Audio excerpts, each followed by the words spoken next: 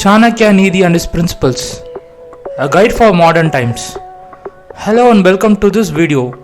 We will explore the life and teachings of Chanakya. He is one of the most influential thinkers and statesmen in ancient India. Chanakya, he is also known as Kautilya or Vishnugupta. He was the author of the Arthashastra. He is an expert on politics, economics and statecraft, and the Chanakya Neeti is a collection of proverbs on ethics, morality and human behavior. He was also the chief advisor and mentor of the Chandragupta Maurya, who is the founder of the Mauryan Empire. It is the first pan-Indian empire in the history of India. Okay, now we can see who was Chanakya. Chanakya was born in a poor Brahmin family around 350 BCE in Pataliputra, the capital of Magadha kingdom in the eastern India. He received his education at Takshashila, in an ancient center of learning located in present-day Pakistan. He was a brilliant scholar and mastered various subjects such as economics, politics, law, medicine, astrology and warfare. He became a professor at Takshashila and taught many students including Chandragupta Maurya. Chanakya's life changed when he witnessed the invasion of India by Alexander the Great in 326 BC. He realized the threat posed by the foreign conquerors and decided to unite the Indian kingdoms against him. He approached Dhanananda, the king of Magadha, for help, but he was insulted and rejected by him. Chanakya then took an oath to overthrow Dhanananda and establish a new empire. He found his ideal candidate, Chandragupta Maurya, a young prince who had been exiled from his kingdom by his uncle. Chanakya trained him in military and political skills and formed an alliance with Parvataka, who was the king of mountainous regions in northwestern India. Together they waged a war against Dhanananda and defeated him after a long struggle. Chanakya then crowned Chandragupta as emperor of Magadha and expanded his empire by conquering neighboring kingdoms.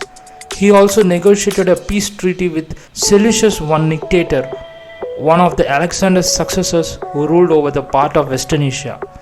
Chanakya served as Chandragupta's prime minister and guided him in administration, diplomacy and governance. He also wrote the Arthashastra, which is considered one of the earliest and most comprehensive work of political science and economics. It covers topics such as statecraft, foreign policy, law, taxation, welfare, trade, agriculture, defense, espionage and war. It also contains practical advice on how to deal with various situations and challenges faced by rulers and his subjects. Chanakya also wrote the Chanakya Neeti, which is a collection of sutras that reflect his views on ethics, morality and human behavior. It is based on his observations on human nature and society.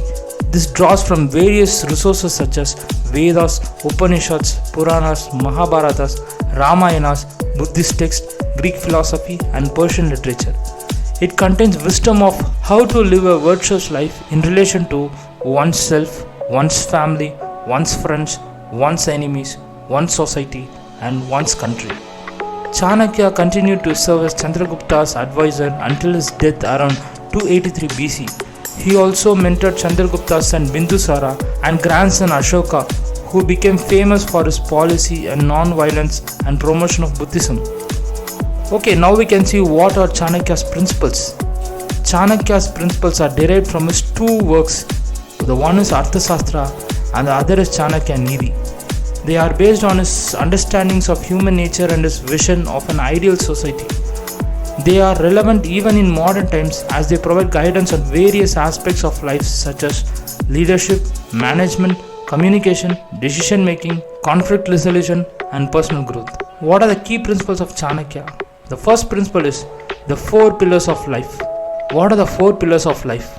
Number 1 is Dharma, which is called as duty, Artha, which is called as wealth, Kama, pleasure and Moksha, liberation. He says one should balance these 4 aspects in order to achieve happiness and fulfillment. And the second principle is the 3 enemies of success.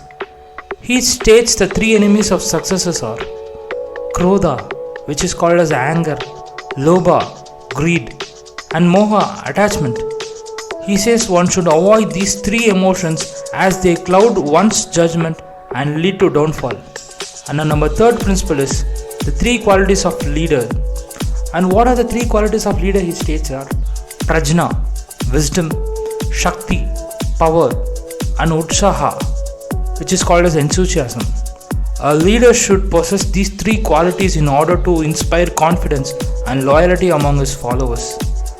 And number fourth principle is the 6 tools of diplomacy. What are the 6 tools of diplomacy is stated?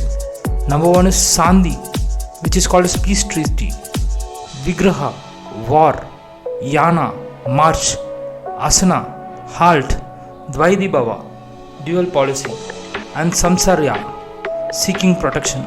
He says a ruler should use these 6 tools according to the situation and the strength of his enemy. And number 5th principle is the 4 ways of dealing with people. And he says Sama, which is called as consolation. Dana, gift. Beda, dissension. And Danda, which is called as punishment.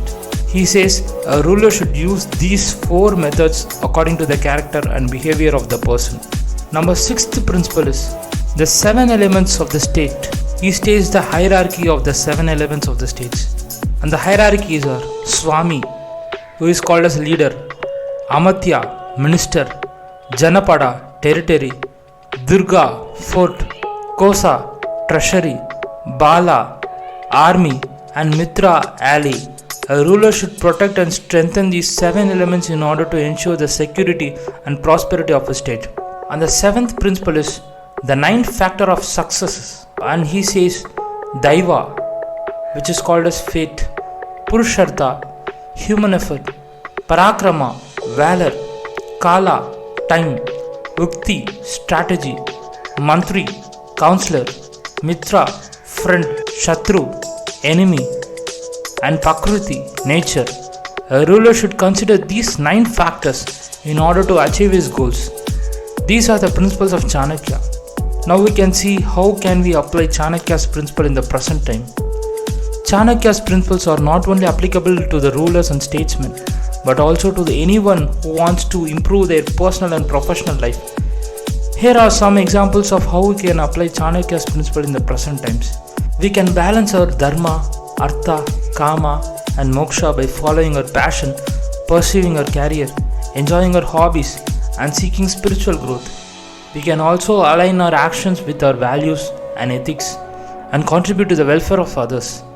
We can use diplomacy to deal with conflicts and challenges.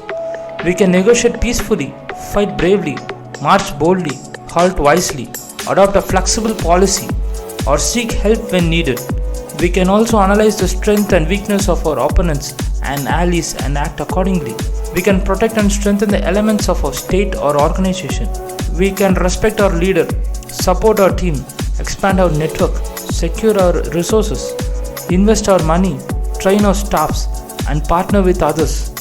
We can also monitor our performance, evaluate our progress, and improve our quality. Now we can see the conclusion. Chanakya was a remarkable person who left a lasting legacy in Indian history and culture. His principles are timeless and universal and can help in various aspects of life. By following his teachings, we can become better leaders, managers, communicators, decision makers, and individuals. Thank you for watching this video. If you liked it, please like, share, and subscribe to our channel Social Supply for more such videos. And also let us know your thoughts on Chanakya's principle in the comment section below. See you next time. Take care.